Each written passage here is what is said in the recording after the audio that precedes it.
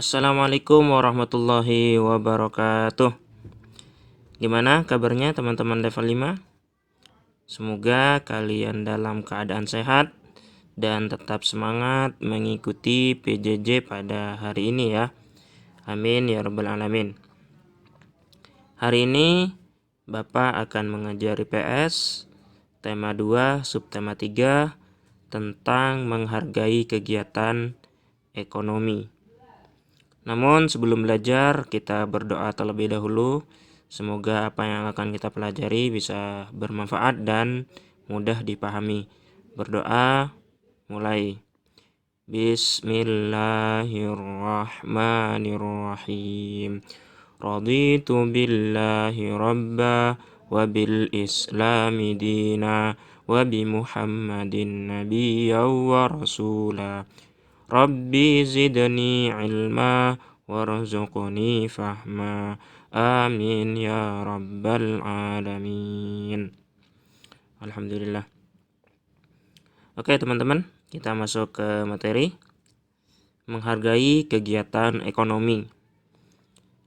Pada pertemuan sebelumnya kalian sudah mewawancarai keluarga kalian tentang ekonomi apa saja yang ada di sekitar rumah kalian. Nah, kalau kalian lihat di gambar, ini adalah kegiatan di Pasar Apung Muara Kuin yang berada di Kalimantan. Ini adalah salah satu contoh kegiatan ekonomi yang ada di masyarakat. Nah, dengan kondisi seperti ini, kalian bisa melihat bahwasanya manusia itu membutuhkan orang lain karena harus berinteraksi dengan orang lain. Makanya manusia disebut sebagai makhluk sosial. Juga manusia itu dikatakan sebagai makhluk ekonomi.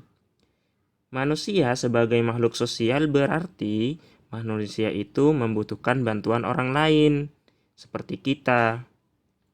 Manusia sebagai makhluk ekonomi berarti manusia senantiasa melakukan kegiatan ekonomi untuk memenuhi kebutuhan hidupnya, seperti kita kalau sedang membeli makanan. Telah kita ketahui bersama bahwa kegiatan usaha ekonomi di masyarakat sangat beragam, seperti yang sudah kalian wawancara kemarin, sangat bermacam-macam.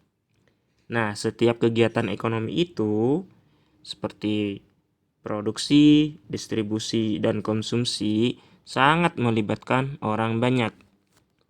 Nah, tujuan pembelajaran pada kali ini yaitu mengetahui cara menghargai kegiatan ekonomi dan usaha orang lain.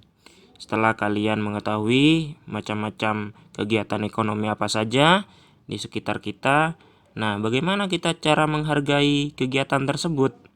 Kegiatan usaha ekonomi meliputi 3 hal, yaitu ada produksi, terus distribusi, dan terakhir adalah konsumsi.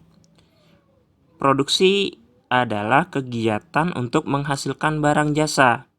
Nah, biasanya orang yang memproduksi dikatakan produsen.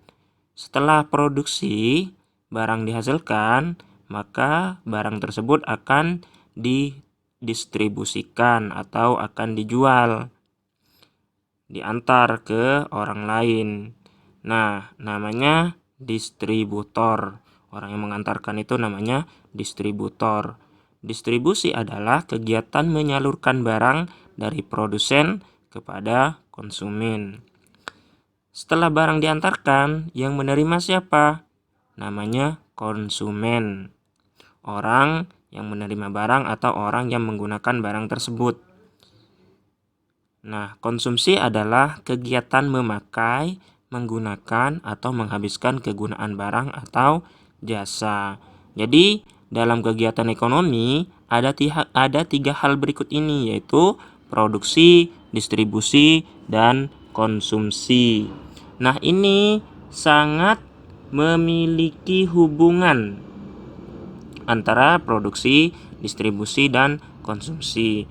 Contoh, produsen itu butuh karyawan untuk menghasilkan barangnya atau untuk menghasilkan olahan yang akan dihasilkan, atau pemilik usaha tersebut membutuhkan karyawan.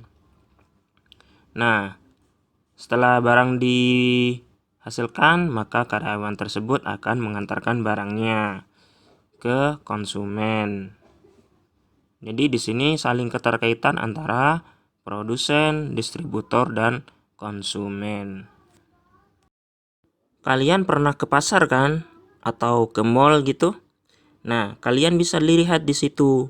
Banyak kan orang-orang yang melakukan penjualan dengan barang yang sama. Kalian akan bertanya-tanya, "Pak, kalau barang yang dijual sama, terus siapa yang mau beli?" Gitu pastinya. Jadi, keberagaman jenis usaha dan kegiatan ekonomi tersebut tidak membuat masyarakat saling terpecah belah dan berkelompok. Sikap saling menghargai dan menghormati jenis usaha orang lain akan menciptakan suasana yang nyaman dan sejahtera. Contohnya, dalam proses pembuatan baju seragam sekolah, banyak pihak yang berperan seperti petani kapas, pekerja di pabrik benang, penjahit, penjual baju seragam grosir, ataupun eceran, dan orang tua siswa. Jadi di sini saling menghargai walaupun profesi dan jenis usahanya sama. Nah, cara menghargai usaha orang lain adalah yang pertama, tidak merendahkan usaha orang lain tersebut. Jadi kita harus menghormati apapun usaha atau barang yang orang lain jual. Terus yang kedua, tidak mengganggu usaha orang lain. Jadi walaupun usaha tersebut sama dengan kita, jadi kita tidak boleh mengganggu. Gitu. Nah, yang ketiga, jika kita telah sukses dengan usaha yang kita jalani, sebaiknya kita membantu usaha orang lain agar sama-sama sukses. Terus yang keempat, tidak merasa iri terhadap keberhasilan usaha yang dicapai orang lain. Kalau perlu kita harus meniru kenapa dia bisa sukses. Jadi kita bisa meniru langkah-langkah kesuksesan tersebut. Terus yang kelima adalah bersaing dengan sehat. Jika kita memiliki usaha yang sama seperti yang Bapak contohkan barusan, yang pedagang di mall ataupun di pasar dengan usaha yang sama. Nah, di sini ada studi kasus. Kalian jawab berdasarkan pendapat kalian masing-masing. Pak Amir adalah seorang pengusaha sayuran. Dia adalah pengusaha yang sukses menjual sayurannya ke berbagai kota. Pak Amir memiliki teman yang bernama Pak Udin. Pak Udin berniat untuk mengikuti jejak Pak Amir sebagai pengusaha sayuran. A.